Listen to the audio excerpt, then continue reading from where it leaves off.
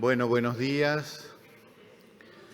Espero que hayan podido descansar todos muy bien. Se los ve rozagantes. Le hemos pedido a Joan, que es monje en el monasterio de Montserrat y delegado episcopal para el turismo de Sant Feliu de Llobregat, que nos guíe una oración para encomendar el día a la Virgen del Rosario, particularmente hoy, y pedirle al Señor que nos acompañe en esta reflexión, en este camino que estamos haciendo juntos. Nos ponemos de pie. Me he permitido coger de un hermano mío, el padre Ramón Rivera, que es biblista, y quiere que para los peregrinos que vienen aquí, pero desde Montserrat, que les hiciera como un manual de salmos, y con 40 salmos tuvieran una pequeña reflexión, y es lo que quería compartir con vosotros.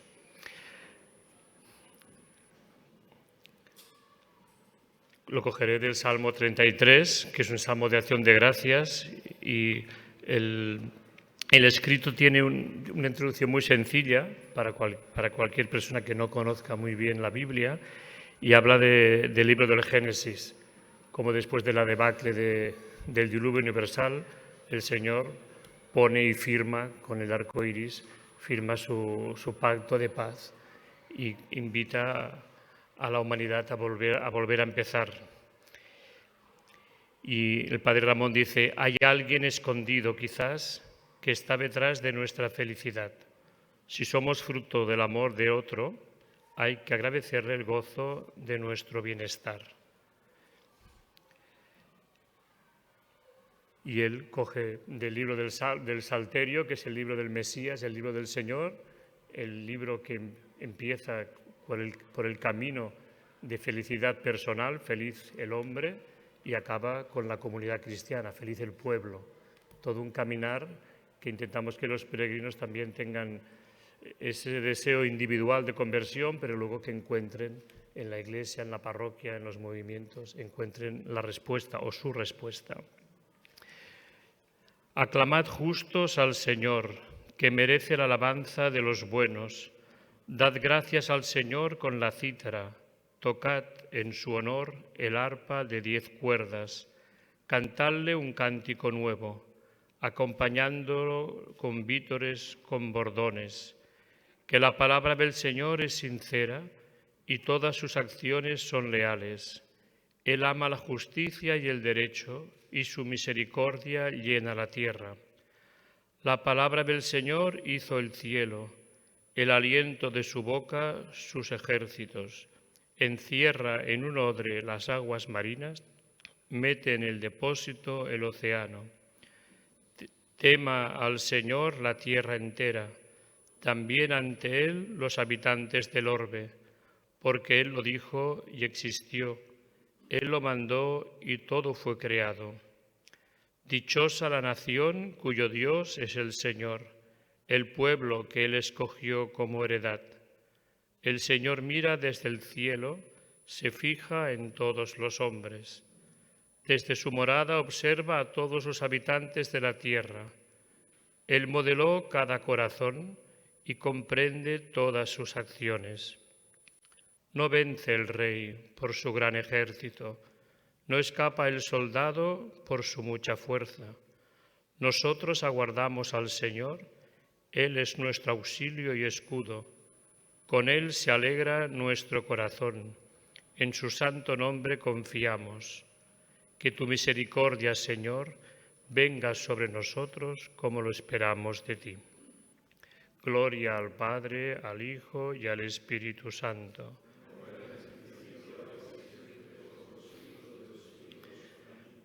Y el salmista nos hace preguntar: ¿cuál o quién es la fuente de mi felicidad?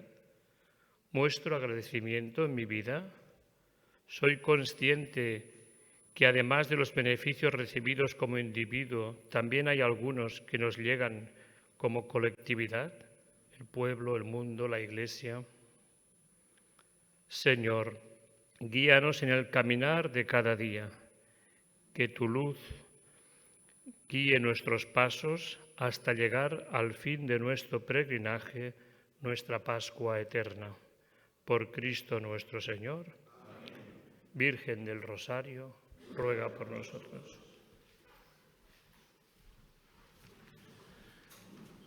Agradecemos a Joan que nos ha guiado en esta mañana y bueno, también nos ponemos bajo la mirada del Señor que acompaña nuestra vida y guía nuestros pasos cuando se lo permitimos.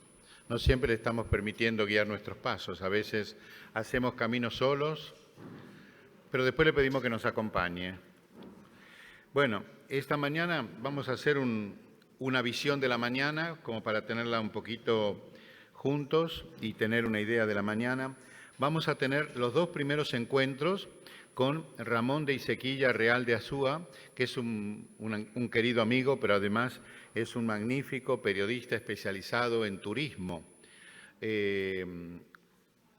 Y nosotros lo valoramos mucho, claro, cuando le pedimos que nos abriera un panorama general y las perspectivas del turismo, o para el turismo después del COVID y de una guerra todavía en curso. Aquí teníamos mucha esperanza cuando escribimos esto y pusimos la posguerra, o sea, la dábamos por terminada ya hace 2 meses. O sea, teníamos una ilusión enorme y lamentablemente tenemos que decir que todavía tiene un trágico, dramático y triste final abierto. Claro, cuando conversamos con Ramón, yo le dije, mira, sé que estoy seguro de pedirte más una tarea de astrólogos que de expertos, porque quién sabe qué va a pasar de aquí a mañana. Bueno, después tendremos a mi primo, a Francisco Rivero, que es doctor en turismo y es presidente honorario del ESCAL Madrid. El ESCAL es una especie de, es una asociación para entendernos en lenguaje pobre, algo así como una especie de Rotary de gente de alto nivel del mundo del turismo, para entendernos. Más o menos, las comidas son más o menos parecidas a las del Rotary, campanita, discurso, comemos y en la mitad de la comida nos cortan la comida con la segunda parte del discurso. Más o menos el esquema de funcionamiento es tipo Rotary. Si alguno de ustedes ha ido a Rotary Lions, más o menos. Pero es toda otra cosa.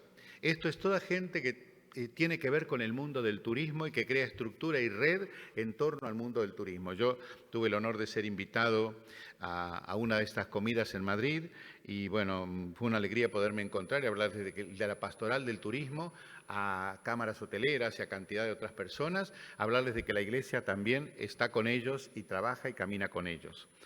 Bueno, después cambiaremos música y tendremos a Bárbara Stralkowska, espero haber pronunciado más o menos bien el nombre. Bueno, qué buena que eres. Entonces, que guía este proyecto de la Universidad Católica Stefan Wyszynski de Varsovia, que yo creo que es un proyecto pionero. Le hemos pedido a ella que haga 2 cosas juntas. No sé cómo se va a arreglar en 25 minutos para hacer las 2 cosas, pero las hará. La primera es abrirnos una ventana a la tradición eslava de las peregrinaciones, que es toda otra mentalidad distinta. Yo tengo varios sacerdotes polacos, varios curas polacos, amigos, y me asombra cómo ellos organizan las peregrinaciones. Nosotros los llevamos como un ganado así todos juntos, ellos los dividen en pequeños grupos que están compactados, que se preparan antes, cada grupo tiene su sacerdote que los acompaña, tienen toda otra tradición de evangelización mucho más capilar. Pero además de esto hay otras cosas más. Y le pedimos que nos abra también una ventana a su flamante tarea de responsable de esta carrera de preparación para agentes del turismo cristiano. Y le agradecemos de corazón y de rodillas, con lágrimas en los ojos, que hayan quitado esa palabra tremenda que es turismo religioso, que eso es el mercadeo, que está muy de moda en este tiempo. Turismo religioso es una cosa genérica, como los remedios genéricos. Puede ser hinduista, budista o cualquier cosa. Y a veces es turismo religioso sin religión y sin Dios. Específicamente estamos hablando de turismo cristiano.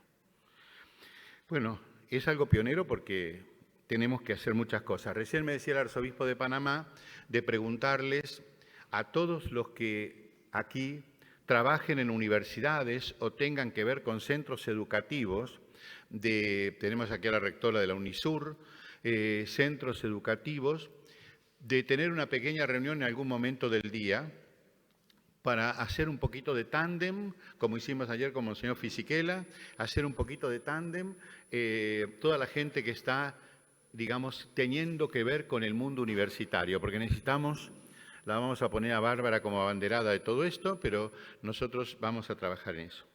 Después, a las 12:30 tendremos, después de la pausa café, al cardenal Leonardo Sandri, que está convaleciente, tuvo una operación la semana pasada, estaba seguro de poder venir, pero claro, tenía que cambiar 2 aviones, y el médico le desaconsejó, él insistía en venir. Entonces, todos contentos de que lo haga por streaming.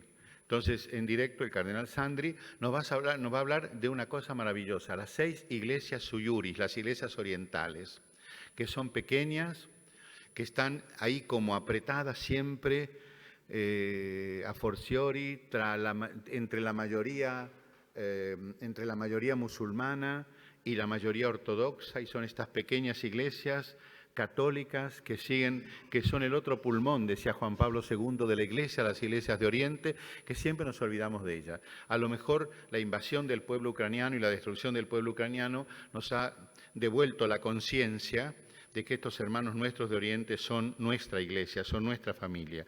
Entonces, quisimos pedirle al cardenal Sandri, ¿por qué? Porque si le pedíamos a uno de los coptos, nos habla de los coptos y no de los demás, porque entre ellos no tienen mucha buena sangre. Entonces, perdón, esto no sale en directo, ¿no? Espero que no.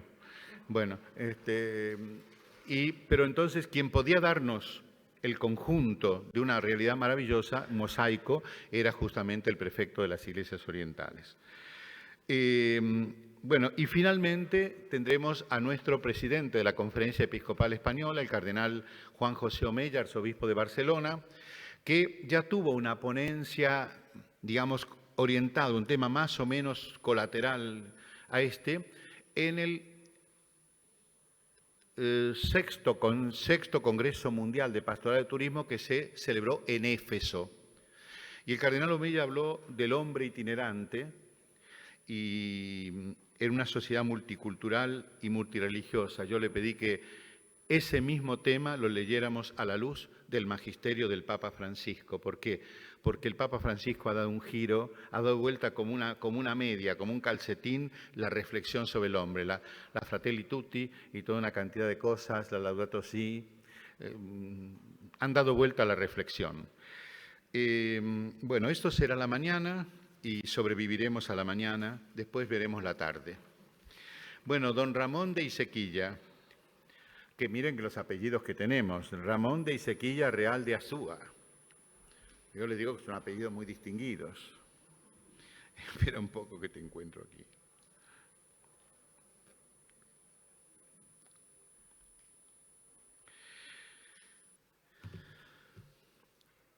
Bueno, es máster, tiene un máster profesional en dirección de empresas, es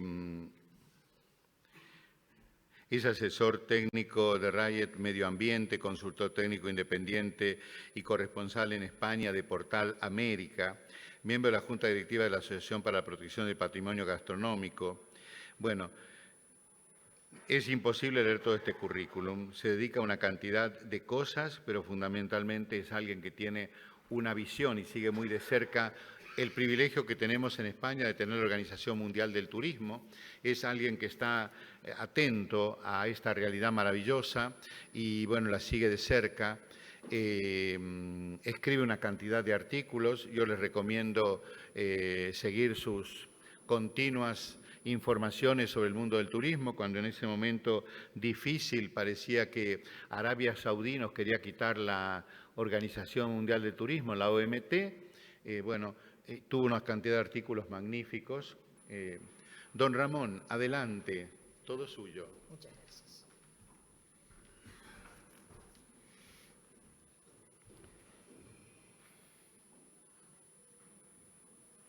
No sin algo de vergüenza y un poco de temor me enfrento a este calificado auditorio para compartir humildemente algunas reflexiones sobre el panorama general y perspectivas para el turismo en el post-COVID y en la posguerra, agradeciendo a la organización y a cada uno de los responsables de este 8º Congreso Mundial de la Pastoral del Turismo por la generosa invitación. Y así, sin más, que salga el toro. Nadie duda que a nuestra generación le tocó vivir una época muy especial en la historia. estando hoy ante una situación que nos inunda con su incertidumbre, de la cual el turismo no podía ser ajeno. Nacimos al mismo tiempo que el turismo moderno, cuando, como consecuencia de un periodo de relativa paz que se iniciaba tras la Segunda Guerra Mundial, el comienzo de la era del jet y la consolidación de la clase media, irrumpía en Europa y luego se desparramaba por todo el mundo el turismo llamado de masas.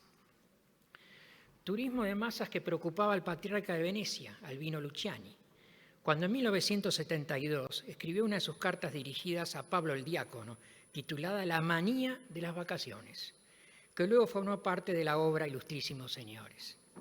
En esta carta, impactado por la irrupción del turismo en el norte de Italia, un turismo nacional y de carretera, se preguntaba, ¿a dónde va toda esa gente?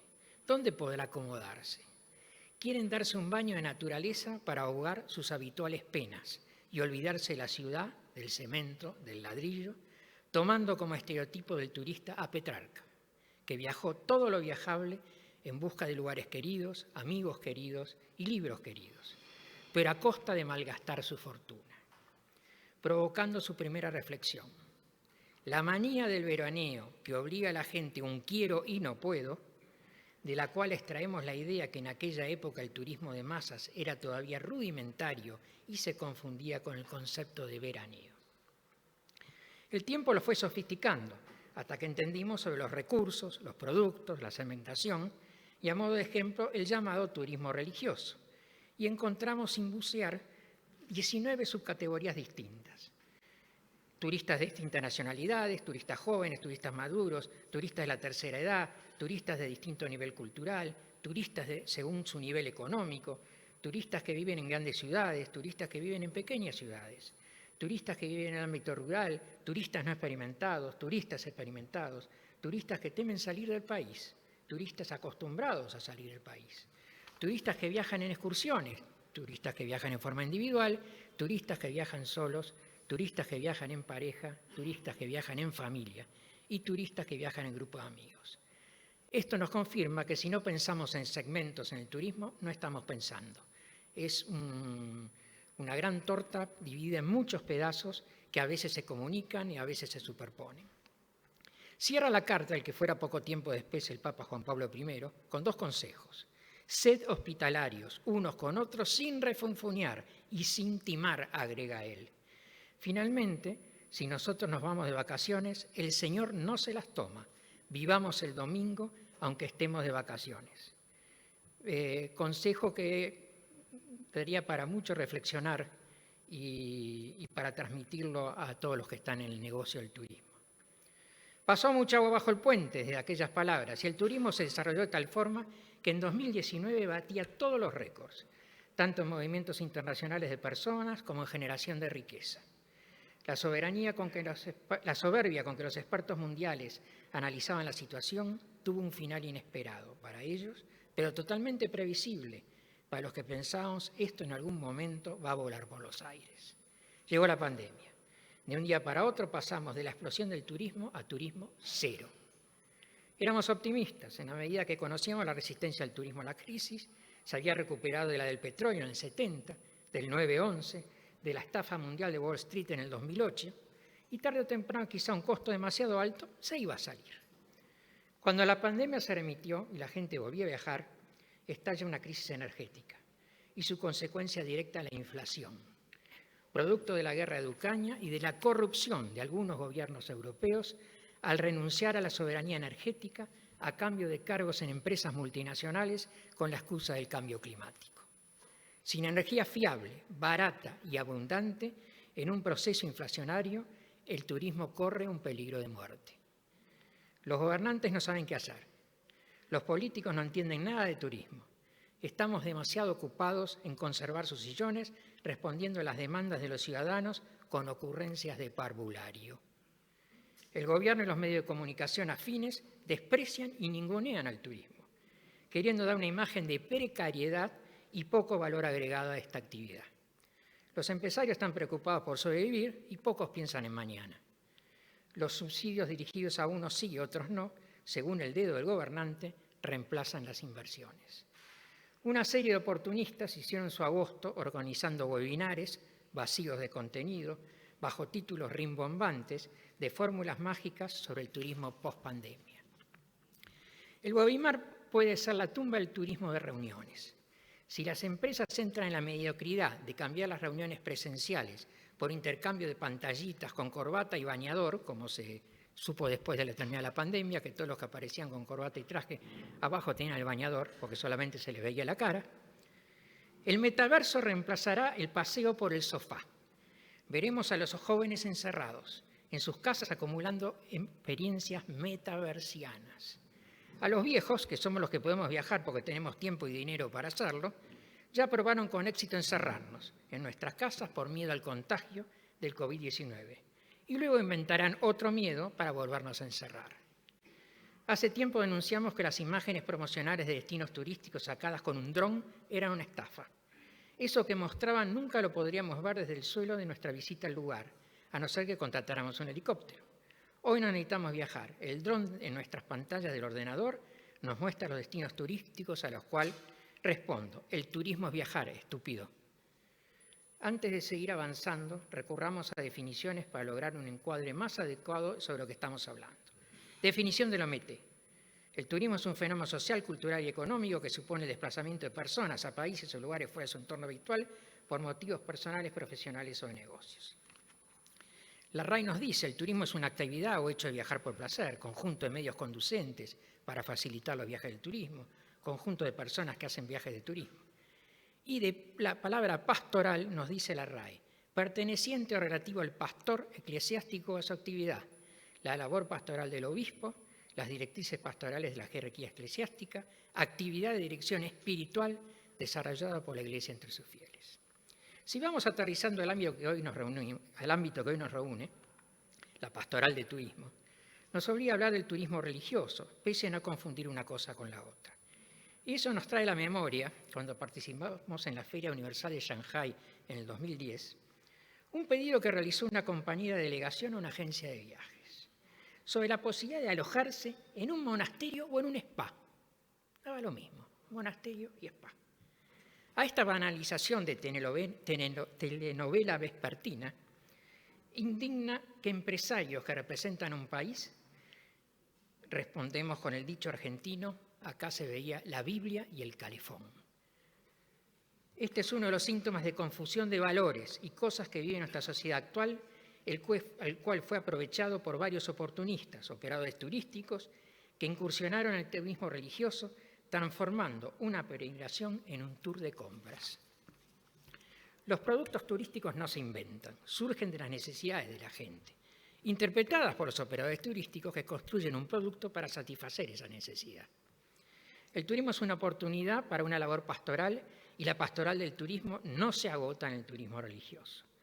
Los monumentos religiosos no son solo obras de arte, son obras del hombre para adorar a Dios. Recordando a Leopoldo Marechal en su libro Descenso y Ascenso del alma por la belleza, tema que se habló mucho ayer de la belleza. Los turistas, como personas que son, al que algunos se ocupan de ocultarlo, tienen necesidad de Dios en sus viajes, y ahí debe estar la pastoral turística, para dar albergue al caminante y consolar al peregrino, anunciando la buena nueva. España es un ejemplo de una geografía humana al servicio de Dios. Cuando los turistas visitan nuestras catedrales, debemos sacarlos de la actitud pagana de admirar una pintura, una escultura o un vitral y transmitirles por medio de ellos la palabra de Dios. Este paganismo se expande por obras de los mercaderes que mercantilizan la noble tarea de los operadores turísticos, ya sean guías, posaderos, restauradores, engañando a los responsables de parroquias al organizar los tours, transformando un viaje de fe en un Peace Brother o al estilo New Age. La Organización Mundial del Turismo establece anualmente un tema y un lema para los días 27 de septiembre, que es el Día Mundial del Turismo. Este año fue elegido Repensar el turismo. Lema muy adecuado para el momento que toca vivir a esta actividad, transversal si las hay, que abarca múltiples facetas del actuar humano y ha sido principal víctima de la pandemia y de las repercusiones de la invasión a Ucrania. Repensar el turismo para la era post-pandemia y posguerra no es solamente una tarea para operadores turísticos, debiendo también encararla la pastoral turística. desde su posición, bajo el lema repensar el turismo, retomando al camino con ojos de esperanza. Los paradigmas que guiaron el turismo en la segunda mitad del siglo XX y hasta el año 2019 volaron por los aires, presentándose la oportunidad de retomar el camino con ojos de esperanza. Volviendo la vista, 2 milenios atrás, cuando según Lucas 2:6-7, estando allí se cumplieron los días de su parto, y dio a luz a su hijo primogénito, y le envolvió en pañales y le acostó en un pesebre, por no haber sitio para ellos en el mesón, siendo la hotelería de la época, con este rechazo a alojarlos, partícipe del plan divino, tantas veces incomprendido a nuestros ojos. Recordándome esto, la teoría de complot de la Asociación de Hoteles de Jerusalén y la primera crónica de una actividad turística de la cristiandad contenida en el relato de los Reyes Magos. Un compañero del OMT tenía la teoría que a Jesús lo habían muerto por una oscura maniobra de los hoteleros de Jerusalén, que pensaban que con él se iban a quedar sin clientes. Y también sostenía que los Reyes Magos eran los primeros turistas de la historia que reflejaba la Biblia. Apreciaciones bastante peculiares.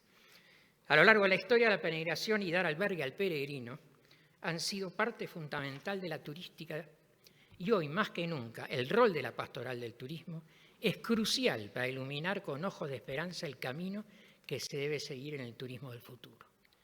Durante estos 5 días en Santiago de Compostela tenemos la oportunidad de reflexionar sobre la historia de la pastoral del turismo, los caminos espirituales de Europa, la necesidad de elaborar una verdadera teología del descanso y del tiempo libre, las perspectivas para el turismo post-COVID, el fenómeno histórico del turismo religioso, la historia de la pastoral en las diócesis iberoamericanas, el rostro oscuro del antiturismo, la acción pastoral de los cruceros, Jerusalén, Roma, Santiago, sus vínculos históricos, el sentido y el valor de la peregrinación en la fe y en la vida de las iglesias orientales, los bienes culturales como signo de misión al servicio de la misión evangelizadora.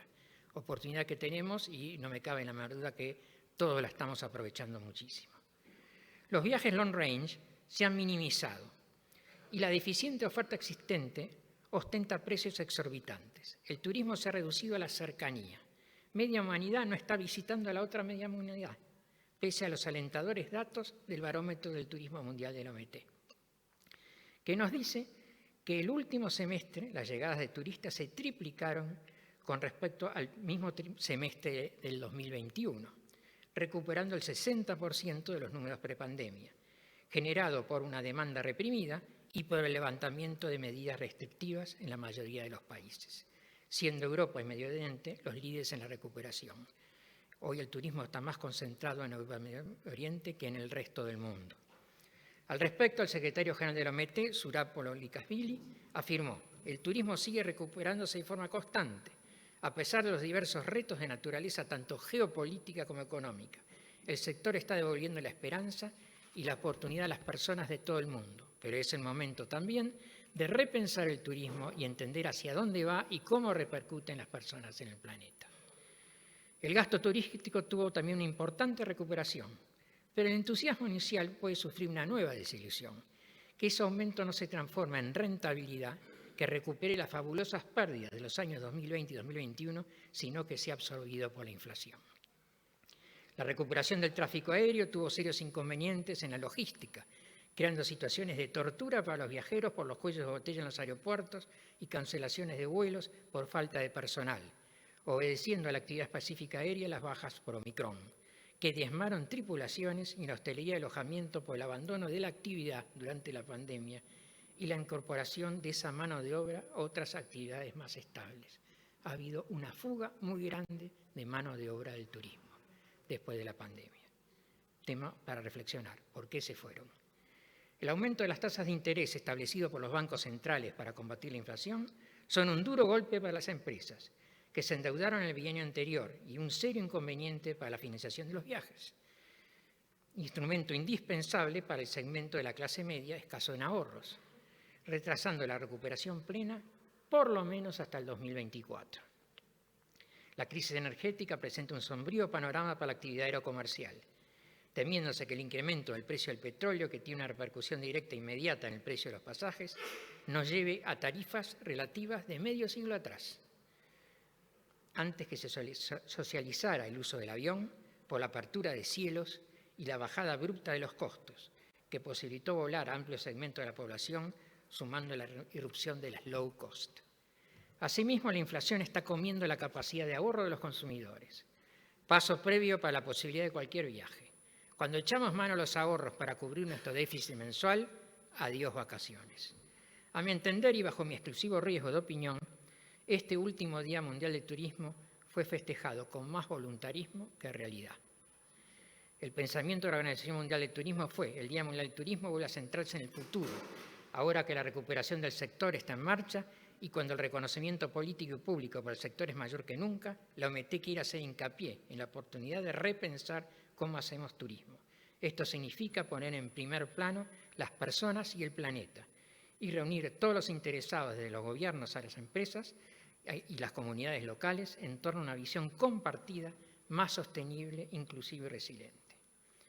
La OMT reconoce que durante los últimos 40 años se celebró el Día del Turismo festejando el crecimiento y los logros del último periodo. Este año es diferente, pues pese a la recuperación, estiman que no se puede seguir como antes.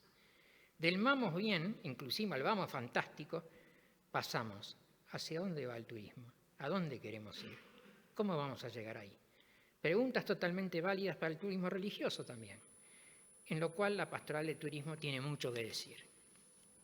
El Día Internacional del Turismo puso a las personas en el centro de los debates, reuniendo a las partes interesadas de todos los eslabones de la extensa cadena de valor del turismo, desde los líderes políticos y el sector político hasta los representantes de las comunidades y los embajadores de la juventud y los pueblos indígenas. Continúa diciendo la OMT: cuando el mundo vuelve a abrirse, tenemos que aprender las lecciones de la pandemia y de la pausa que supuso a nivel internacional. Al exponer las debilidades, la crisis mostró también dónde hemos de reforzar la resiliencia. Y al exponer las desigualdades, mostró asimismo dónde hemos de buscar la mayor justicia. También la OMT afirma que el turismo es poderoso factor impulsor del desarrollo sostenible, contribuye a la educación, al empoderamiento de las mujeres, a los jóvenes y promueve el desarrollo socioeconómico y cultural de las comunidades. Además, desempeña un papel fundamental en los sistemas de protección social que constituyen los cimientos de la resiliencia y la prosperidad. Se suma el secretario general de las Naciones Unidas diciendo: el Día Mundial del Turismo celebra el poder del turismo para fomentar la inclusión y proteger la naturaleza y promover el entendimiento cultural. Al muy entendible y compartido deseo de crear puestos de trabajo decentes y garantizar que los beneficios redundan en un país anfitrión en las comunidades locales, el secretario general de las Naciones Unidas agrega: debemos invertir en el turismo limpio y sostenible, reduciendo el consumo energético del sector, adoptando vías de emisiones cero y protegiendo la biodiversidad. A nuestro exclusivo entender y responsabilidad, esta afirmación del secretario de las Naciones Unidas es más ideológica que realista, ignorando el fondo del problema de la crisis energética que sufrimos, que es el producto de la matriz elegida por Europa y no del cambio climático producto de la actividad humana. Todo esto depende a nuestro exclusivo entender que es muy bonito, pero insuficiente, temiendo que lo políticamente correcto contamine la actividad, siendo el turismo un negocio al cual debemos los empresarios despejar de ideología. Y el rol de la pastoral es utilizar el turismo como vector para difundir la buena nueva.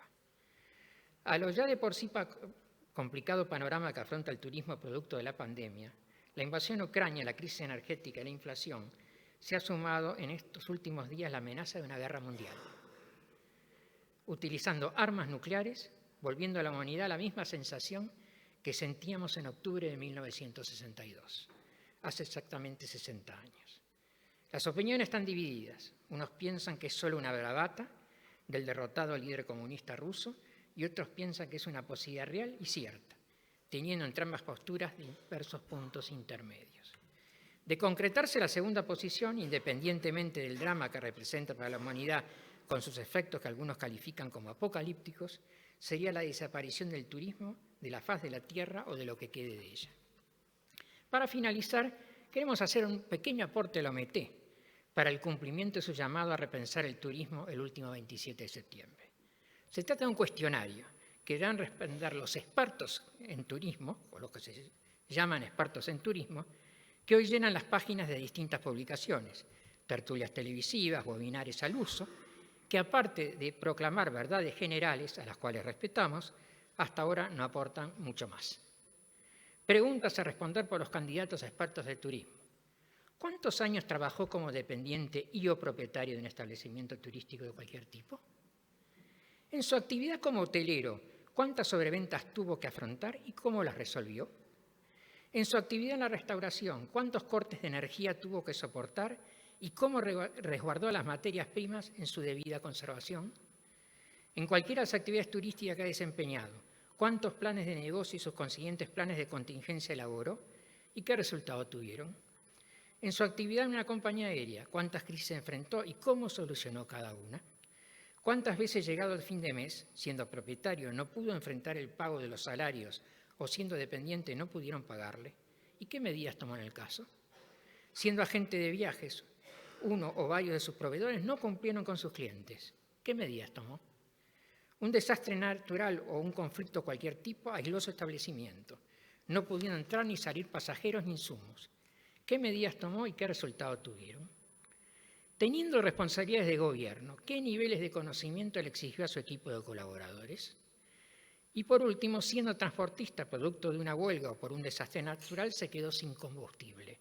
¿Qué medidas tomó y qué resultados tuvieron? Los que puedan responder satisfactoriamente el 50% de estas preguntas, bienvenidos como expertos para repensar el turismo. Los que no, vuelvan dentro de unos años con los deberes hechos. Esta suerte de teatralización de un supuesto casting de expertos tiene el objetivo de desnudar la liviandad con que instituciones y dirigentes toman los temas del turismo. Muchas gracias.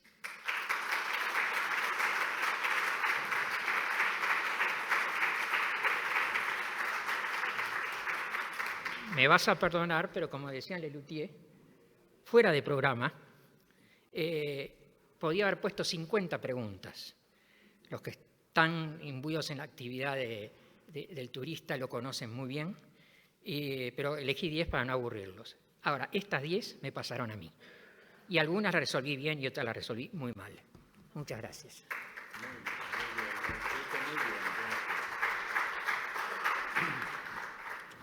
Bueno, es la hora de escuchar a los expertos, porque, claro, nosotros no estamos en una tarea en la cual no basta el voluntarismo.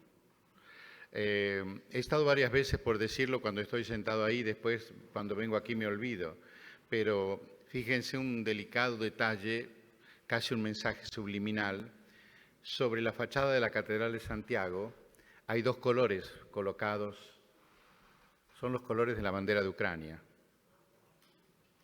a la cual de alguna manera ha hecho referencia Ramón.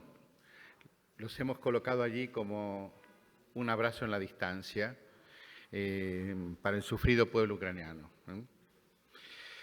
Bueno, ahora va a venir mi primo.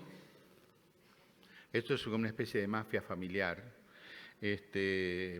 Francisco Rivero, que tiene un largo currículum, pero le hemos pedido a él que, digamos, que tiene una visión conjunta, que es doctor en turismo, que ha centrado un poco su mirada en lo que se da en llamar ese fenómeno que a mí me hace poca gracia, que le dan en llamar turismo religioso, que yo digo que es un término genérico, como esos remedios genéricos, que puede ser todo y nada.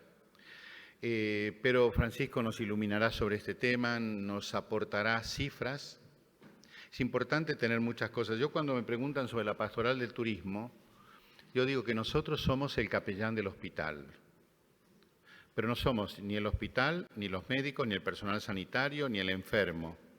Nuestra tarea es la evangelización, la nuestra, la pastoral del turismo. Pero tenemos que entender de enfermedades, tenemos que entender de funcionamiento del hospital. El capellán entiende de enfermedades porque conversa con los médicos de eso, entiende del funcionamiento del hospital, entiende. Y si no estuviera el hospital, si no hubiera gente que se dedicara a tener un hospital, a curar a los enfermos, el capellán no tendría nada que hacer. Entonces necesitamos de los expertos y los técnicos, pero nosotros no somos constructores de viajes. Nosotros somos justamente aquellos que aportan la alegría del Evangelio como servidores del Evangelio en un mundo en el cual tenemos la posibilidad de hacer algo. Don Francisco, adelante, que ha venido acompañado de su elegante y distinguida esposa, que es un poco la gloria de su vida, ¿eh?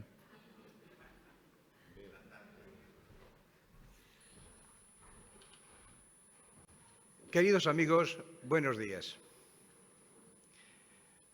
Lo tengo escrito, pero antes voy a explicar muy brevemente, aunque ya lo ha dicho mi primo, él se apellida Ribeiro y yo Rivero, lo que es el SCAL. SCAL es la Asociación de Altos Profesionales del Sector Turístico, que está implantada en más de 100 países. Somos unas 13.000 personas y tiene la filosofía dos ramas. La primera, la amistad. Surgió este año 90 años en París, en un vuelo de París hasta Suecia. Se hace Skål porque es salud en sueco. Y la segunda rama es hacer negocios entre amigos. Dicho esto, ya le invito a ustedes a que conozcan más SCAL. Es un verdadero problema me ha supuesto hablar sobre el turismo desde el punto de vista religioso, como hombre del turismo, después de haber trabajado toda mi vida en él. En Mallorca y en Madrid, en la Secretaría de Estado de Turismo de España. Desde siempre, el hombre se ha preguntando dónde está y qué hay más allá del horizonte que abarcaba su visión. Todos queremos saber qué hay más allá. Eso fue lo que me indujo a mí, siendo un niño, a estudiar periodismo. Yo estaba en un pueblecito, en Extremadura, en Brozas, donde, por cierto, vivió con todos sus hijos, Antonio Nebrija, que este año se celebra el 5º centenario de su muerte. Y especializarme durante mi estancia de 12 años en la isla de Mallorca en el sector del turismo. El hombre siente en su interior el sentimiento religioso y esto ha hecho que le lleve hasta lugares santos. Lo que fue la creación de las peregrinaciones. Ahí tenemos Jerusalén, Roma y Santiago, por citar las tres principales de la religión católica. Además de que todas cuentan con lugares de culto sagrados que son referencias para sus fieles, a los que hay que unir el contacto con la naturaleza, simbolismo de una singularidad especial, espiritual, que marca en el interior de la persona que la realiza. Y en esto se basa esa dicotomía de los viajes por turismo y el verdadero turismo religioso, que no se dirige tanto hacia un bienestar, sino hacia un bien ser en la espiritualidad de cada persona que lo realiza. Esa es la filosofía que nos debe conducir a lo largo de este congreso. La unión con Dios en la realización del viaje. Fue la gallega Egeria o Eteria, una rica gallega que en el siglo IV se atrevió, por su limitada curiosidad, a realizar el viaje de su vida por el sur de Francia, el norte de Italia, cruzar en barco el mar Adriático hacia Constantinopla y viajar a los santos lugares. Sin olvidarse del cercano Egipto, plasmado todo ello en su libro Itinerarium al Locca Santa. Ya nos hablaron ayer del Locca Santa, escrito en latín vulgar. Y doy un paso en el tiempo. Esa innata curiosidad que todo ser humano tiene fue lo que llevó en el siglo XVIII a realizar el gran tour de los hijos de los nobles ingleses por Italia y otros países europeos, y que duraba varios meses, si no a veces años. La finalidad de este viaje era iniciar a los jóvenes en la realidad de la vida y entrar en contacto con todo tipo de sociedad, con la alta sociedad europea, para después ser servidores de la corona en diferentes puestos en la metrópoli o en cualquiera de las colonias del Imperio Británico.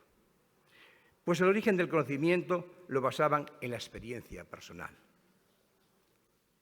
La palabra Grand Tour, la acuñó precisamente un sacerdote católico, Richard Lascelles, quien acompañó como tutor a varios de estos jóvenes viajeros y de todas esas grandes experiencias viajeras publicó en 1670 su libro en formato de diario de viaje, Voyage of Italy. Su filosofía del viaje se basaba en que cualquier estudiante verdaderamente serio de arquitectura, antigüedad y artes debe viajar a través de Francia e Italia y sugirió que todos los jóvenes señores hagan lo que él llamó el Grand Tour, para comprender las realidades políticas, sociales y económicas del mundo. Esa larga experiencia sobre viajes hizo que a mitad del siglo XIX surgiera en Inglaterra la primera agencia de viajes del mundo, fundada por Thomas Cook, un pastor batista. El primer viaje organizado fue un congreso de alcohólicos anónimos, en el que viajaron 500 pasajeros en tren. En 1872 organizó la primera vuelta al mundo en grupo, que duraba más de 200 días. El nombre de Thomas Cook forma parte de la historia del turismo universal y ha renombrado el operador turístico británico Thomas Cook, fundado en 1841 y desaparecido en 2019. Y así comenzó el turismo convencional como se le conoce hoy. Pero desde la perspectiva espiritual, el turismo ha de ser otra cosa, totalmente distinta, apoyándose en la gran experiencia viajera que tienen hoy las compañías turísticas tanto en servicios como en transportes, alojamientos o diversificación del sector.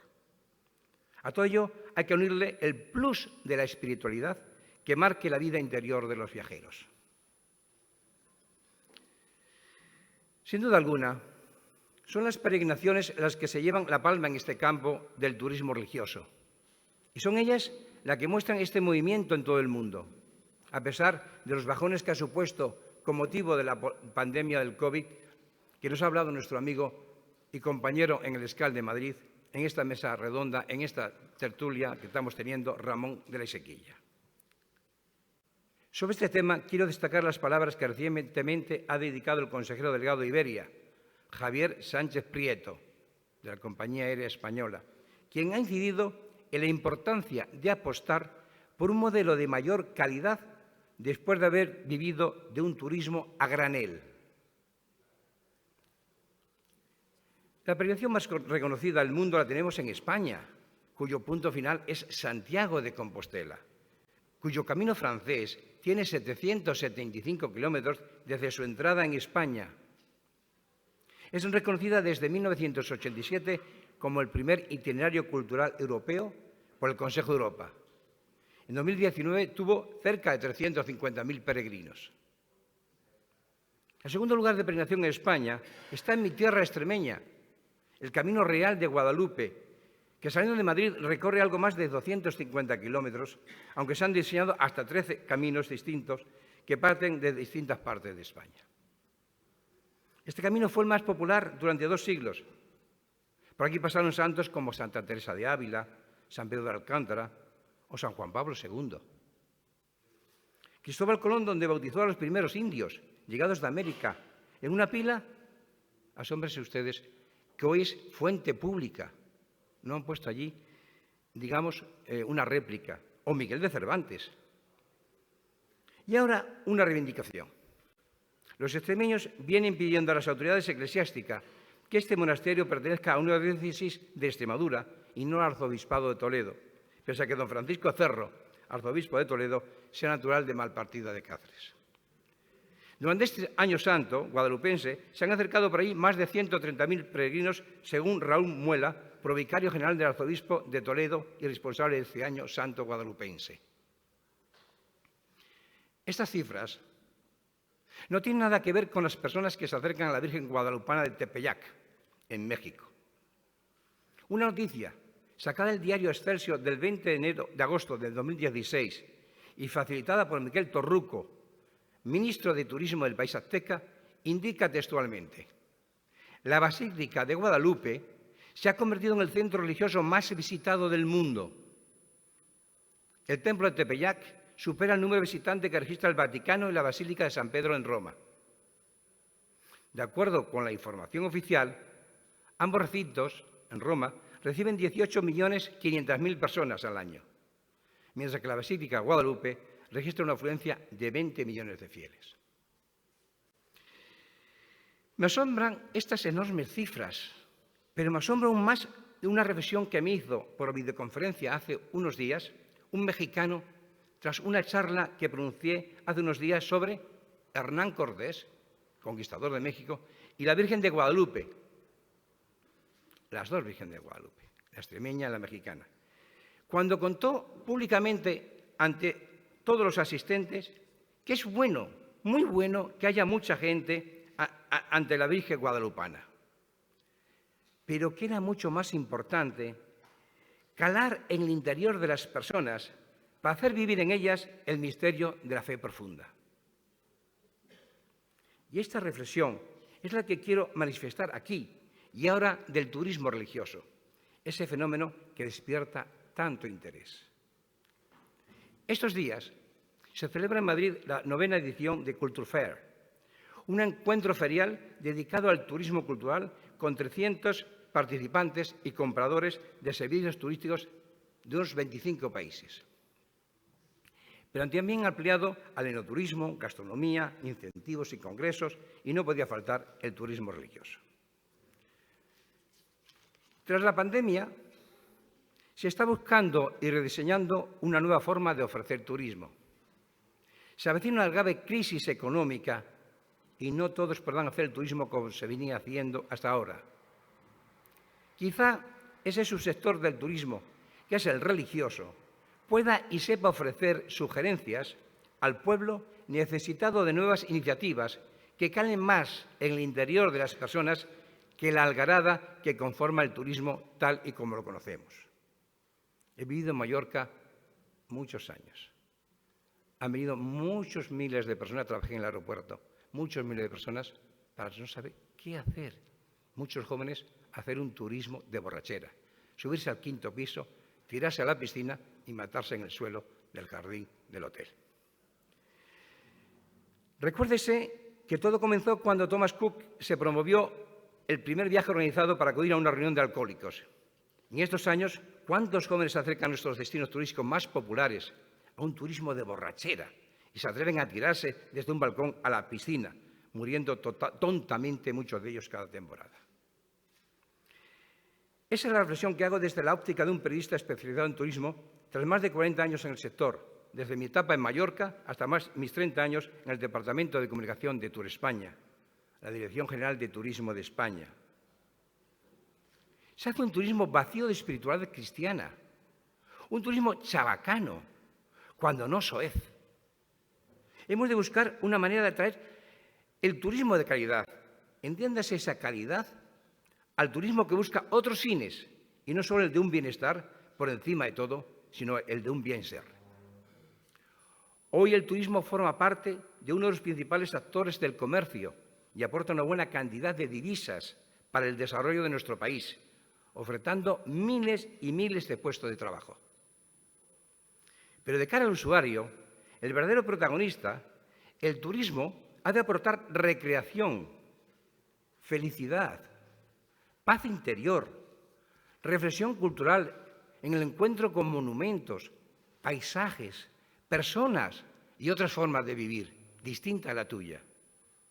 A ello hemos de añadir la faceta espiritual que haga cambiar el interior de las personas por un turismo que llene más ese interior y no las deje vacías, por mucho movimiento que suponga el trasladarse de una parte a otra. Tras estas breves reflexiones, diría que hay que difundir el Evangelio a través de las peregrinaciones, dirigiéndose a toda clase de público y saber comunicar para la aceptación de la fe cristiana, pues la fe ha de estar por encima de todas las cosas. Quiero dar 3 sugerencias, si me permiten ustedes, de reflexión para mañana. Crear seminarios para instruir a los periodistas de turismo en la importancia espiritual del viaje desde la óptica cristiana. Y me brindo a ello, como se hizo con un curso patrocinado y pagado por la ONU en Mérida, Yucatán, México, en el que tratamos el turismo cultural, u otro en Honduras, a donde fui con el jefe de prensa de la Organización Mundial del Turismo para un seminario similar. Promover viajes de pensamiento católico, aunque abiertos a todo el mundo, que sean elementos dinamizadores de un verdadero viaje religioso y espiritual, nada mundano. Y por último, una pregunta que quise hacer el primer día al prefecto del dicasterio, Monseñor Rino Fisichella, ¿Qué debemos hacer los periodistas especializados en turismo para difundir la evangelización a través de los viajes y el turismo? Ahí lo dejo. Muchas gracias.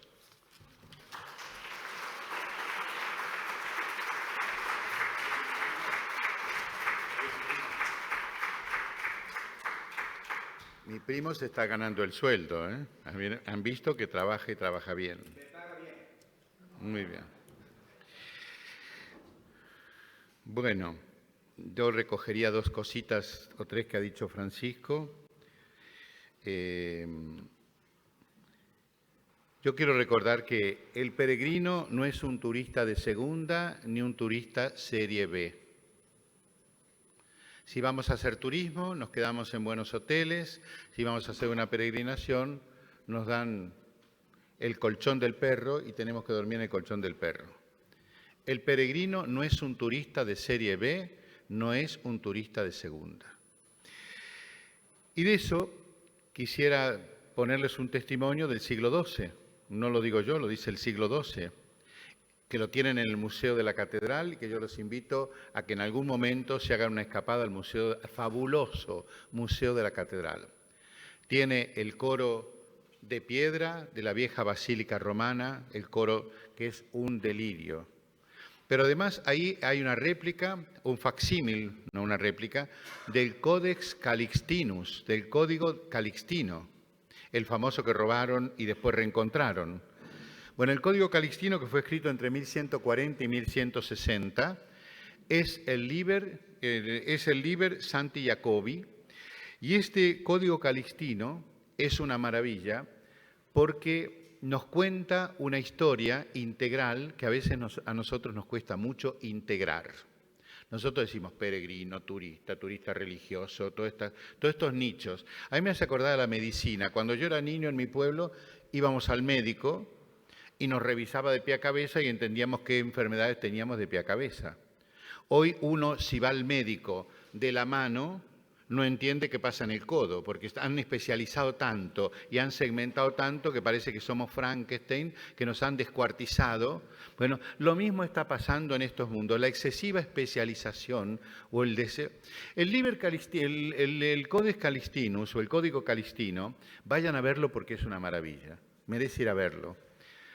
Es el primer libro, el verdadero primer libro del peregrino que nos cuenta el traslado, el descubrimiento y traslado del apóstol, de la tumba del apóstol, que nos cuenta himnos, cantos, como a veces esos libros que nos dan cuando vamos a Tierra Santa, que tiene cantos, lecturas, libros, tiene de todo, pero a su vez nos cuenta las costumbres de la gente, nos cuenta las obras de arte, nos cuenta la situación del camino que va atravesando.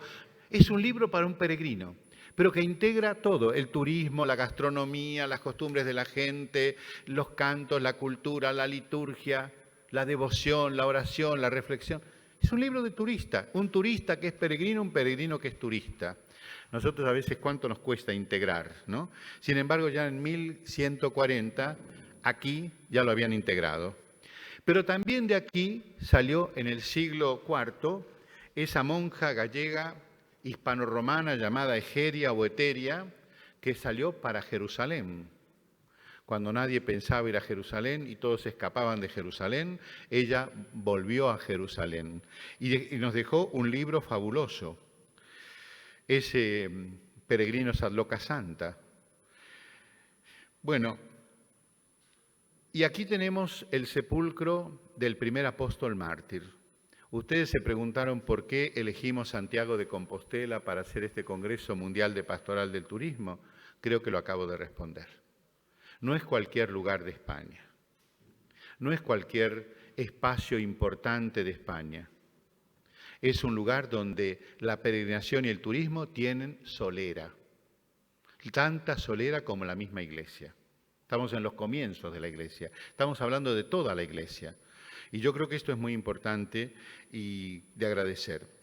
Mi primo mencionó una palabra con otro sentido, que es la palabra seminarios. Él habló de los seminarios.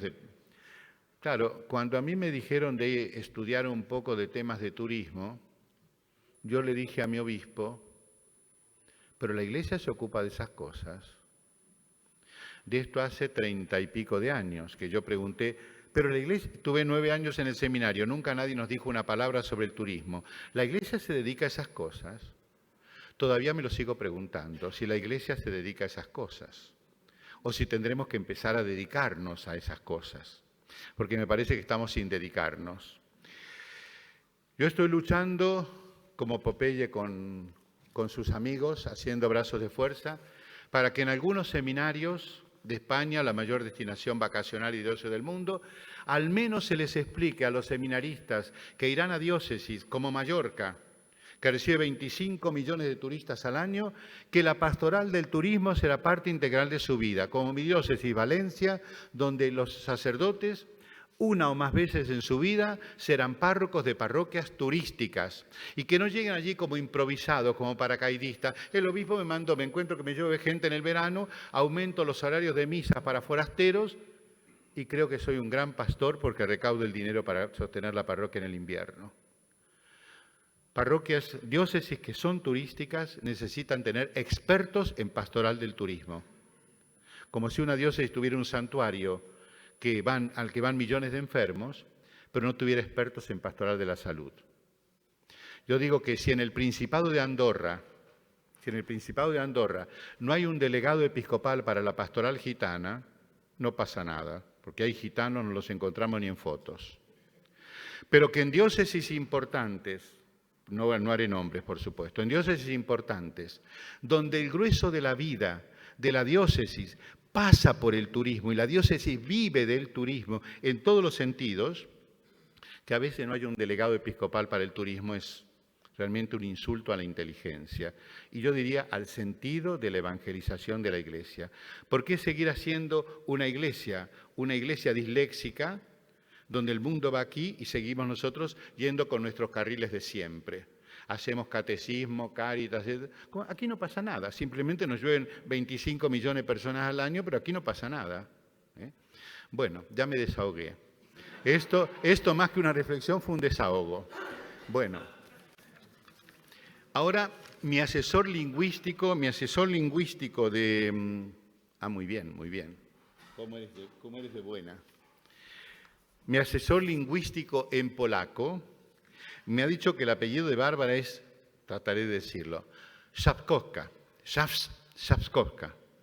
más o menos, pero que al comienzo no es Straskowska, sino Bueno, Bárbara, esperemos haber dicho algo mejor. Bueno, ya presenté a Bárbara, ya dije algo de Bárbara, le diremos un poquito de su currículum. Es jefa del Departamento de Exégesis del Antiguo Testamento en la Facultad de Teología de la Universidad Wyszynski en Varsovia. Es conferencista y divulgadora de la Escritura, de la Biblia, en varios lugares de Polonia y de Europa. Ha sido secretaria de la Asociación de Eruditos Bíblicos Polacos, iniciadora y responsable de Turismo Religioso Cristiano, consultora del Consejo de la Conferencia Episcopal Polaca para Migraciones, Turismo y Peregrinaciones, miembro del Consejo de la Conferencia Episcopal Polaca Laudato Si, miembro del Consejo de Redacción de la publicación trimestral La Revue Biblique, una conocida guía espiritual para peregrinaciones en Tierra Santa y otras tierras bíblicas. Gracias, Bárbara. Adelante. Muchas gracias. Buenos días. I promise that my next talk, if we meet, will be in Spanish, but today allow me... Perdón, yo no aclaré que Bárbara iba a hablar en inglés. Quien necesite traductores, ahí están los jóvenes que les van a dar, o si no, los buscan ahí en la entrada. Un minuto, Bárbara. Buscan en la entrada los traductores. Les pedimos o les piden a las chicas que les traigan los traductores para poder participar más plenamente. Espera un momento, ya me olvidé.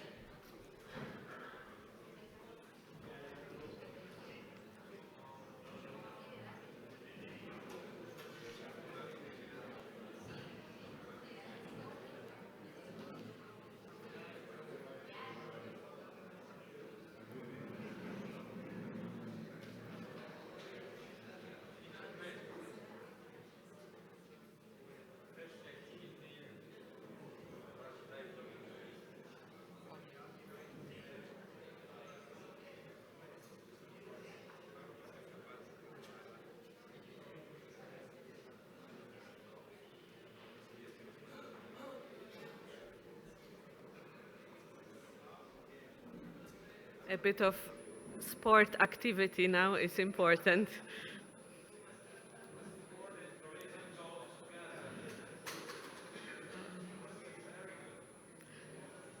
One minute and we'll start.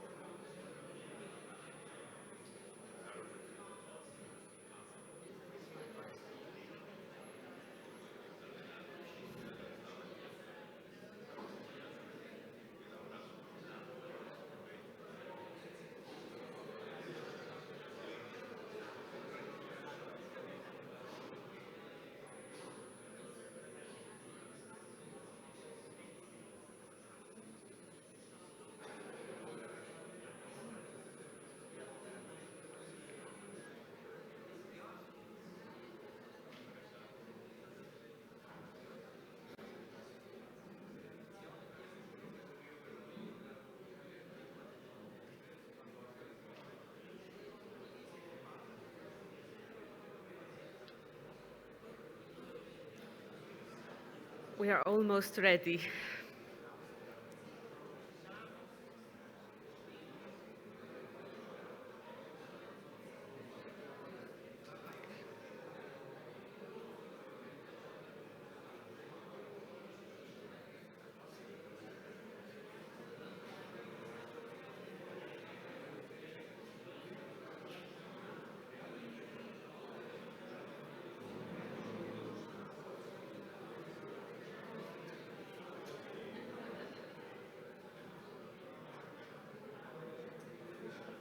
Okay.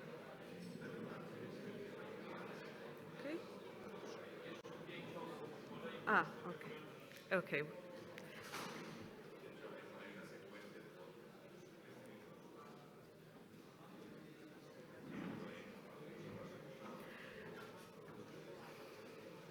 That is a good lesson that for the next time I will be prepared better in Spanish. I think we can start. Muchas gracias.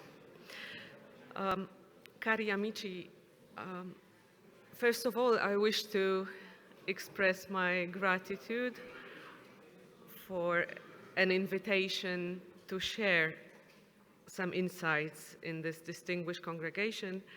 It is truly a privilege to be here, and it's a privilege that we can share our experiences in the field of pastoral care in tourism, travels, and pilgrimages, and that we can learn from each other and in that way enrich our own perspective with new views and approaches. I must say I already learned a lot, and I thank you for that. The title of my paper refers to two main realities. First of all, cultural and religious value of pilgrimages. I will concentrate more on pilgrimaging than tourism. So pilgrimages as an element and core of evangelization in the Slavic world. Slavic, not enslaved, as some of you might have read on the internet, eslavo, non esclavo. But, well, maybe it's true that we are in a way enslaved in our corporations, in our works nowadays. But I must say, the pilgrimage and the reality of the church were always, maybe especially in our complex Slavic world during communism, the signs of freedom. Here we were always free, said John Paul II in his first apostolic journey to Poland. in Częstochowa, one of our main sanctuaries. So the sanctuaries helped us to preserve freedom, not enslavement, and I will refer to that later on.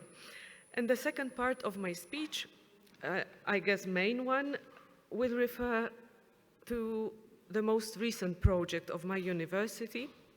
Padre Gustavo mentioned that Christian religious tourism of my Cardinal Stefan Wyszyński University of Warsaw as part of our theological formation of lay people that are being trained to work in the field of tourism as both organizers and spiritual and as well professional guides, leaders in the service of the faith and evangelization.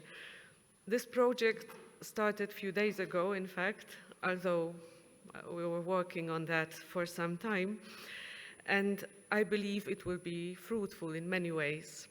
It is already recognized both by the Church in Poland, supported by the Conference of Polish Bishops, Council for Migrants, Tourism and Pilgrimages, and by the Polish State Ministry of Sport and Tourism, but because of tourism, not sport. Both yesterday and today we spoke a lot about the importance of education in the field of pastoral care. I will present our response to that need in our Central European experience. Needless to say, and that was already brought up so many times during our Congress, how important it is to spread the pastoral care over pilgrims, travelers, and tourists, and what opportunities it brings. The whole sector now involves 1.3 billion people every year, 300 million of which are traveling because of religious purposes, many of them being Christians. From the Slavic world too, as pilgrimage and of course tourism activity is very popular in our part of Europe. To give you an idea, before the pandemic in 2018, there were 7 million Poles pilgrimaging yearly, plus much more being tourists. That 7 million is 20% of our nation. We are truly a pilgrimaging nation. Being on a sort of pilgrimage, individual, in groups, on foot, by bike, even riding a horse, even roller skating. I heard of two pilgrim groups on roller skaters going to Częstochowa. Organized and unorganized. That is a great number, and that represented nearly 20% of all Christian Catholic pilgrims in Europe and 5% of all pilgrims in the world. These are the statistics of the Jagiellonian University in Cracovia. The majority of this pilgrimage movement is inbound to our local, sometimes very small sanctuaries. We have over 500 sanctuaries in Poland. When we would look at the map, in every diocese there are sanctuaries that you can go and visit and pray. But it was, of course, before the pandemic, and slowly becomes again also a very popular outbound activity. Among the most popular destinations of Poles before the pandemic came, there was, of course, Holy Land, Israel, Palestinian Authority, Jordan, Lebanon, earlier, prior to the revolution, also Egypt. The sanctuaries of Our Lady, Lourdes, Fatima, and to some extent, with all it brings, Medjugorje, Rome and Italy, Assisi, Gargano, with Padre Pio, and Monte Sant'Angelo, the footsteps of St. Paul in Turkey, Cyprus, Greece, and Malta, and a bit less, but that also changes, thank God, here to Santiago de Compostela. In Poland, the most popular sanctuaries were Częstochowa, with the sanctuary of Our Lady, our national sanctuary, with few million pilgrims yearly, 100,000 of them walking few hundred kilometers in groups in August for the feast of Our Lady. There is this tradition of walking pilgrimage, like here in Santiago. In Poland, we have it for nearly 400 years. The main difference between Camino and the Polish walking pilgrimages is that here people usually walk individually or in small groups, whereas to Częstochowa they are walking in big, organized and numerous groups, specifically in August. Other sanctuaries of my country, especially in the last years, are connected to the life of St. Paul, John Paul II, to whom, as you can imagine, we owe so much. Like his birthplace in Wadowice, Krakow, other places commemorate Sister Faustina. The Sanctuary of Mercy in Krakow was visited in 2018 by pilgrims from 84 countries. You're welcome to join that group as well. We will see, of course, what the future brings and what will the statistic look like after the pandemics. Unfortunately, and that for sure is clear, the number of pilgrims decrease, and the current situation in our region, I refer to Ukraine, does not help that process. The situation is similar in other Slavic countries. We have the representative of Croatia with their famous sanctuary, beautiful Maria Bistrica. I'm sure he can share their lovely experience in the land of Saint Jerome. But of course, being on a pilgrimage is not only about statistics. Above all, it is about, and I will concentrate on that, the culture of pilgrimaging. The culture of pilgrimaging. That is something, as I believe, we need to rediscover or re-educate, since I am convinced our statistics will be different and that process of secularization takes place in our countries too, and to face it, this is, I believe, our aim too. That notion, culture of pilgrimaging, might be a little forgotten since we concentrate on tourism more nowadays. But I believe revitalization of it and re-education in it might be very fruitful, also in the field of discovering our European identity and our Christian identity. Roots, memory, and transcendence. We heard it yesterday in the superb speech of Father Professor of Milan. Thank you very much for that reflection. We all remember that famous phrase of German poet Goethe that said, "Europe was born in pilgrimaging and its mother tongue is Christianity." Goethe referred, of course, to that beautiful tradition of pilgrimaging, Camino de Santiago, Rome, and Jerusalem, as primarily chosen traditional pilgrim destinations back then in his times and earlier. But that has a lot to do with identity and memory of our roots that sometimes maybe we tend to forget. Our times are giving us impulses to rethink those traditional ways and to open on new possibilities, and that is wonderful. In the same time, why not try to look at those traditional ones kept in common memory? Christianity in the first years of its existence was called the way, Greek hodos, Camino. Being on the way, homoviator, is still a vital part of our Christian identity. We are all on the way to our Lord. Earthly ways of tourism and pilgrimages reflect that idea and serve to understand the deeper meanings of Christian identity. In that sense, John Paul II, in the context of the great jubilee of the year 2000, when he planned to visit the Holy Land and other Bible lands to commemorate 2000 years of Christianity, prepared a letter concerning pilgrimage to the places linked to the history of salvation. It was in June 1999. In this letter, there is one thing that I believe is still valid in our modern reflection. Even 23 years have passed since that document. The Pope, considering God's presence in the world and the fact that we might find him in his creation, that I believe was something that Monsignore Fisichella referred to, speaking about the bellezza. He uses, the Pope in that document uses the slightly forgotten expression of geography of salvation. Geography of salvation. History of salvation, to that notion, we are more accustomed to it. We know it better in our reflection, even theological reflection. But geography of salvation might be something to discover or rediscover even in modern times.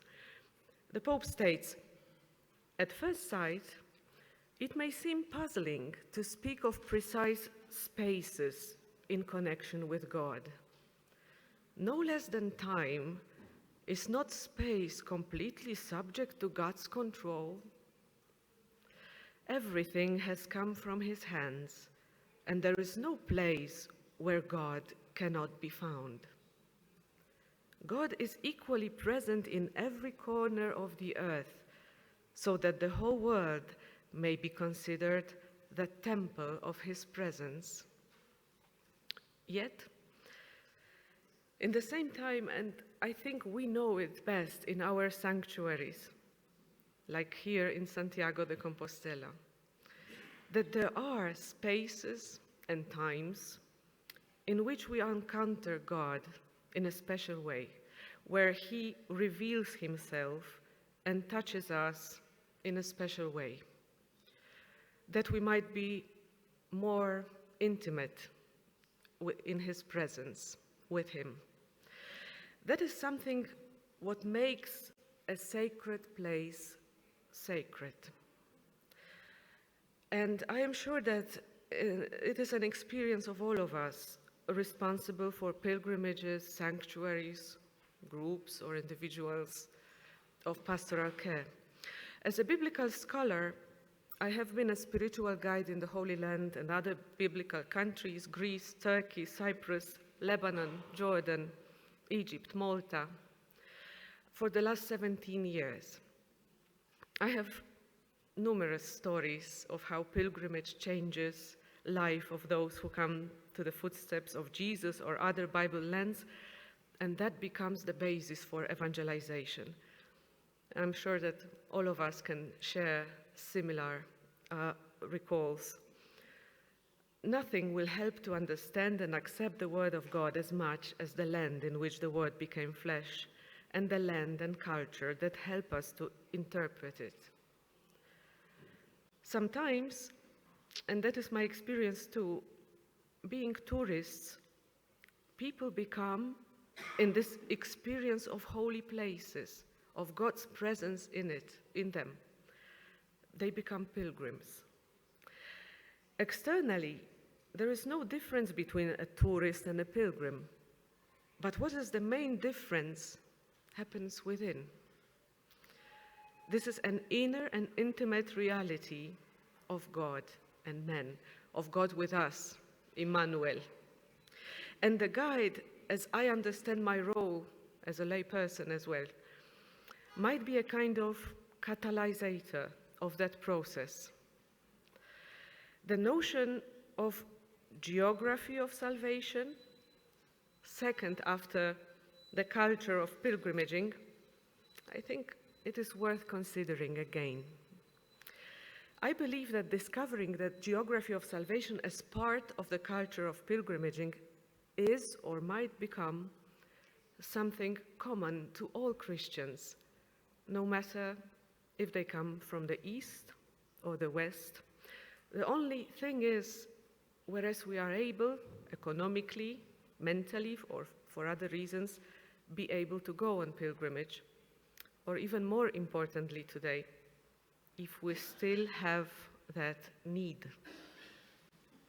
I think this is our role to educate our youths, our parishes, our communities, to start having again that need of pilgrimaging.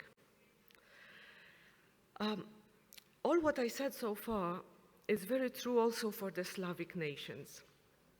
The main characteristic of our pilgrimaging movement, as I see it, might come from the fact that the history of Central and Eastern Europe brought our nations under the communist rule and to other captivities from the 18th, 19th centuries, and we had to keep our identity as nations and as Christians. And when humanity, the world, experienced a true development of tourist and pilgrimage movement in the second half of the 20th century, as it was mentioned even yesterday, we had to wait another 40 years to experience the same. Who knows, maybe our experience for that reason now resembles that of the Western Europe 30 years ago, as we spoke in some private conversation earlier.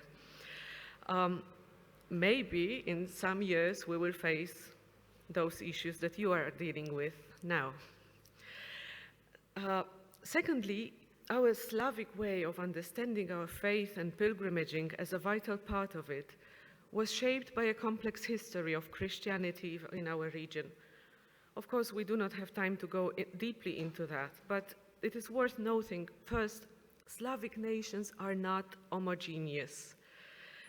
Slavic world is a very complex reality of different nations and histories, and that has consequences for the understanding and forms of pilgrimaging activity in all senses.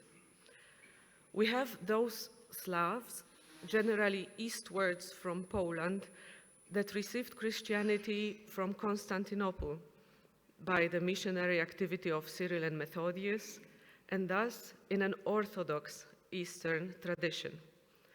And there are those nations that receive Christianity, like Poland, Czechs, Slovaks, Slovenians, even more Croatians, from the Western Latin tradition. Poland was always placed as one of our famous writers living in Brazil. I think there are some people from Brazil here. Gombrowicz. He used to say that Poland is eastwards from the west and westwards from the east. We are always, this is our kind of identity, we're always in between. Maybe that is the advantage and disadvantage sometimes too.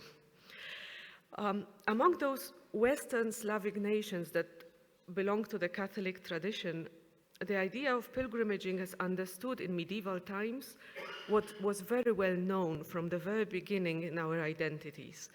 On the trading routes of Europe, like Amber Trail, our first cities were formed, like Calicia, mentioned already in the Roman documents.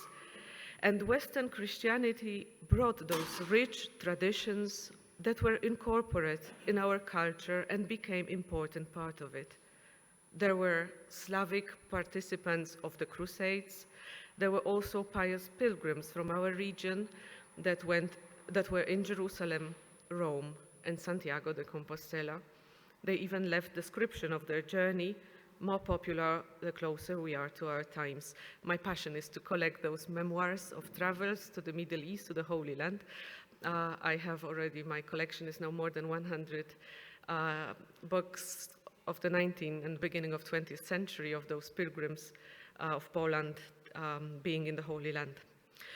Another characteristic of our Slavic pilgrimage, as I believe, is that in our tradition, the church was always a place where, in difficult times, as I mentioned in the beginning, pilgrimages to sanctuaries supported our freedom and identity, not only as Christians, but also as nation.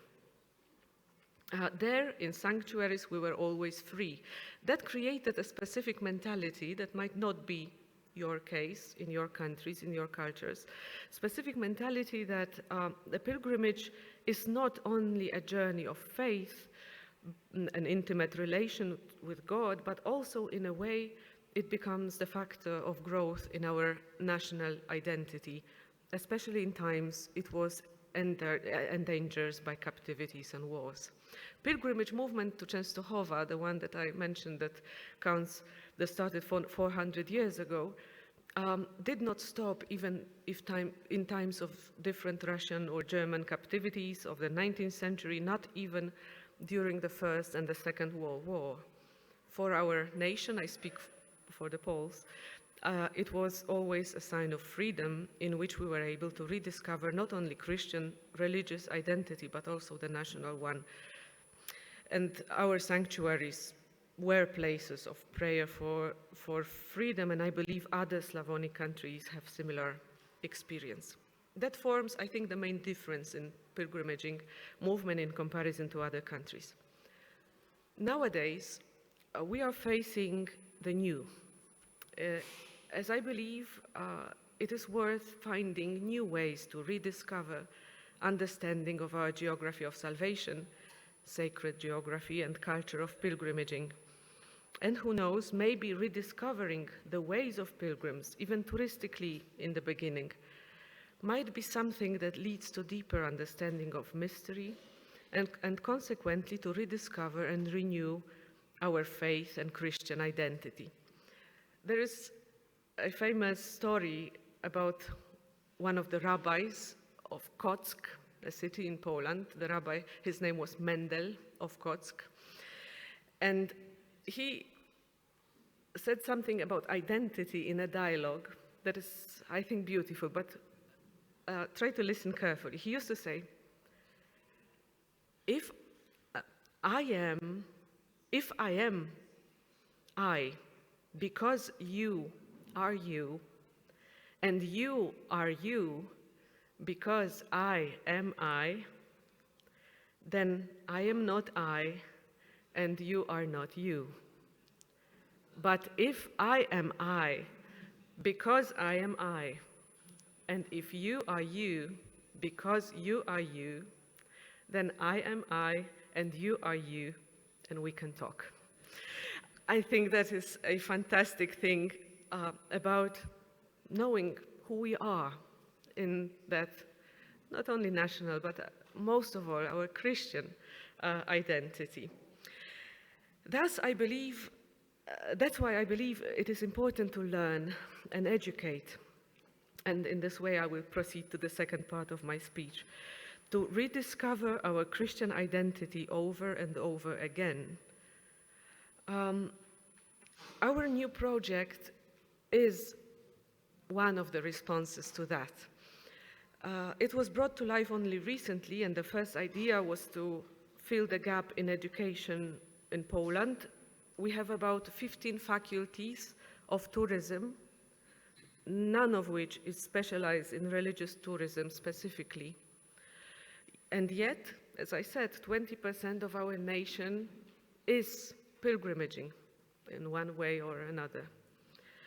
Our program wanted to be a response to that gap, and in a way, a response to that need to re-educate and prepare the modern youths to that culture of pilgrimaging.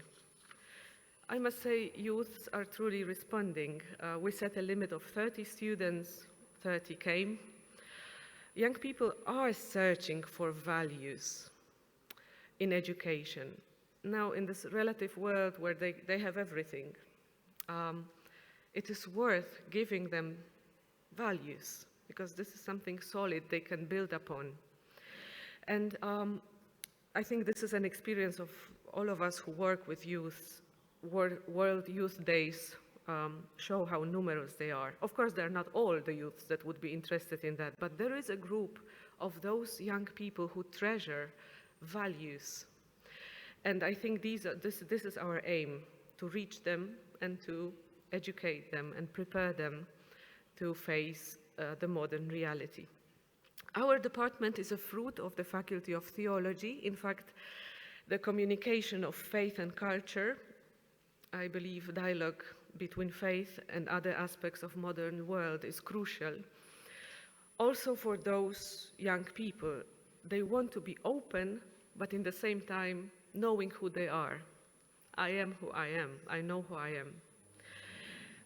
We created this 3-year program of Christian religious tourism. In a way, it connects the basic theological, mostly biblical education with practical issues concerning tourism, organization and service in the sector, legal issues in tourism, etc. The full list of lectures, the whole program is available. If anyone is interested, I will willingly share. I don't want to be boring now to give you all the details, but some basic things. So theological lectures are basic. Being a theologian myself, I know how important it is that the guide is well prepared in that respect to be able to accompany the pilgrims in their journey of faith. And then more practical issues. We divided those 3 years into 3 sections, referring to traditional pilgrimage routes. First year, Rome and Italy. Pilgrimage to Rome and Italy to discover Christian identity.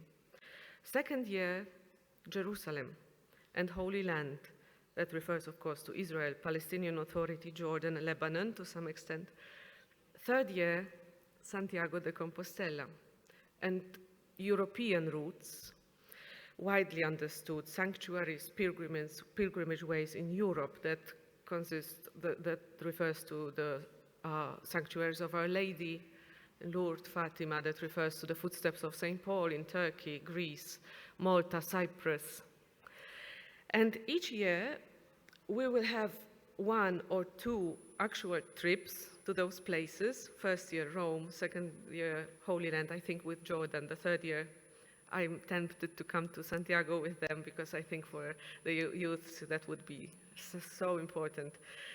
We will organize tours, and of course it's not only a tour, they will have their obligations there. Some of them they will guide in some places, they will have to prepare. Some of them they will have to book a hotel, to do everything that we need to do with a group normally.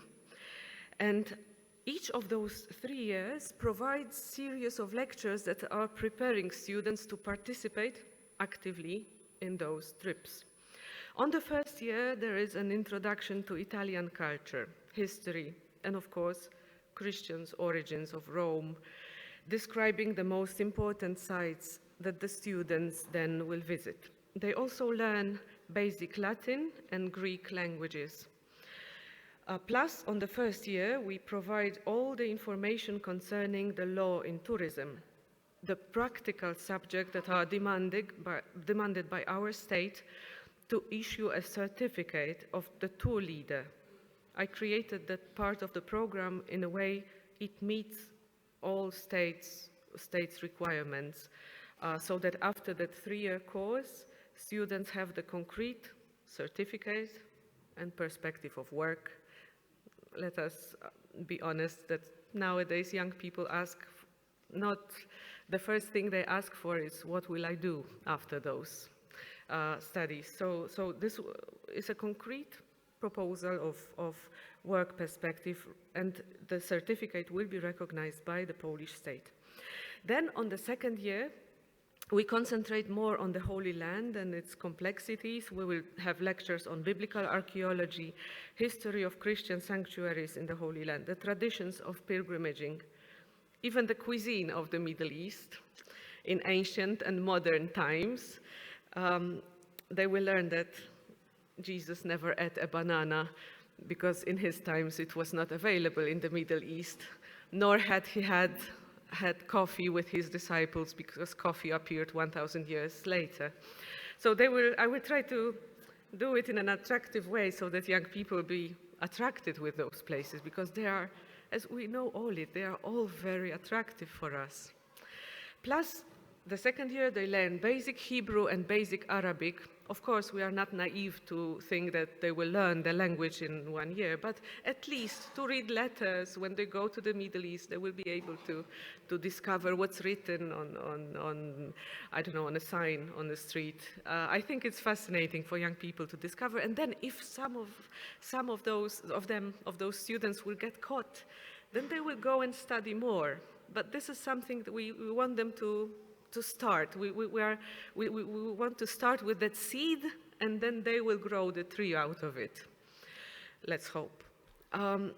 Then, after the languages, we will also have lectures about the Middle East in the present times, the complex modern history of the region. We will also prepare students to know about Judaism and Islam, and historical issues concerning the Holy Land. After the end of the academic year, they visit Holy Land, and they encounter, that is my aim too, local Christian communities. I think that is part of our responsibility for our brothers and sisters living in the Middle East and in the Holy Land. Then the third year, I told you about Santiago, will be consecrated to study the topic of the European pilgrimage ways. There will be a series of lectures on Camino de Santiago, Sanctuaries of Our Lady, Christian Roots of Europe, lecture consecrated to the culture of France and Spain, their saints, their heritage. Being in Santiago is especially inspiring. I don't know if you are aware that in Poland we have 7,000 kilometers of the ways of St. James. 7,000 kilometers, one of those routes, one of the oldest, even passes by our campus of my university. Actually, I told the students that I am leaving to Santiago and they are searching for a sign in our campus. I hope they find one. Some of my students used to go to Santiago from Poland. It took them 2.5 months. 2 girls, I remember, 19-year-old. Can you imagine those youths having their heads in their phones all the time? And they left Poland through Germany, of course, then France, then Spain, 2.5 months. So when I was saying goodbye to them, they were really girls. And when they came back, I saw really young women, mature, after that way of Santiago. The way they understood themselves, their identity was incredible. And I think the youths like this kind of adventures, and I'm sure it's a nice proposal for them. I think any pilgrimage, but especially to Santiago, gives that huge spiritual opportunity, and it would be sad if we had not used it in our pastoral care. You are truly blessed with this tradition here. What's next? The students will end their education with a licentiate, understood like in the Bolognian process, plus they will receive the formal education in law of tourism and the regulations concerning organization and tourism service. That ends up with a certificate of a tour leader recognized by the state. I'm truly grateful to the Ministry of Tourism and Sport in Poland, and for that part of the church that supported us a lot, and I'm really counting on cooperation in that. Our lecturers are not only specialists in theory, but they are experienced in guiding groups, professionals in their fields. Students will receive basic knowledge in history of art and architecture, culture of each of the regions, the ways of communications. There is even the practices in voice emission, how to speak to people, rhetorics, etc. And the basic knowledge of modern languages too, English and Italian. I think an Italian language in this world of pilgrimages is very important, because wherever you go in those sanctuaries, even in the Holy Land, many Franciscan fathers and other priests would speak Italian, and that's why we decided to teach them Italian too. They will learn how to communicate faith and culture through modern means. It is a rich program. I believe it will be fruitful in this re-educating the culture of pilgrimaging and re-educating in history and geography of salvation. And that for sure might support the process of evangelization. I guess my dream is to create a group of people ready to be able to shape new image of pilgrimaging and tourism. And in that way to be ready to spread their Christian identity. To do that, they need to be well formed. But I believe it is possible, and seeing those youths, I already saw them, they only started a few days ago. They're really nice young people, and I'm sure they will be able to grow in that knowledge. Of course, that is a process. That reminds me of another rabbi of Kotsk. You know, Poland was a center for rabbinical thought for many years. There is a story of Rabbi Menachem of Kotsk, who met his disciples. One of them, very proud of himself, stated in front of the rabbi that he got through the whole Torah. The rabbi answered, smiling, "All right, you're saying you got through the whole Torah, whereas the real issue is to ask yourself whether the Torah got through you."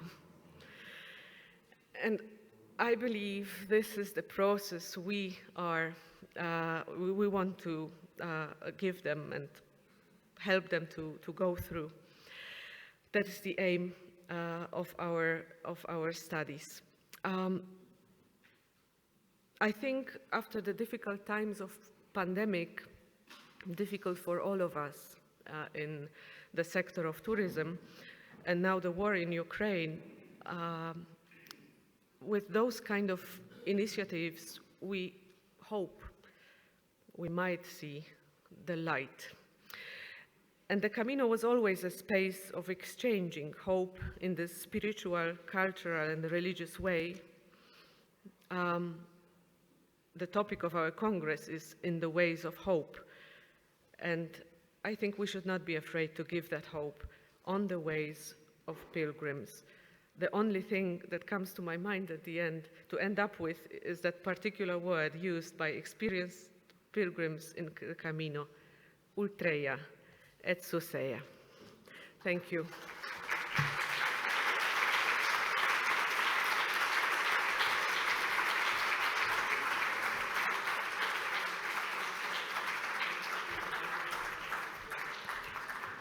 Gracias, Bárbara. Has superado todas nuestras expectativas.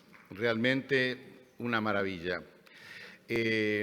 Bueno, ahora tenemos la pausa café en el claustro, como siempre. Yo les recuerdo a las 12:25, para ser mejor y 20, para decir que lleguemos y 25, a las 12:20, por favor estemos de nuevo aquí, porque a las 12:30 nos conectaremos con Roma para tener en directo el mensaje del cardenal Sandri, que como ustedes saben está convaleciente, y esa voz de las iglesias de Oriente, la importante voz de las iglesias de Oriente, queremos escucharla con atención.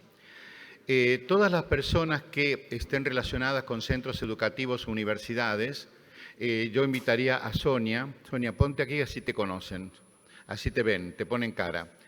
Todos los que estén relacionados con universidades, centros de estudio o realidades que puedan ayudarnos a proyectar la realidad de preparar agentes para la pastoral del turismo. Todo esto que estamos diciendo se nos viene abajo si no tenemos agentes preparados.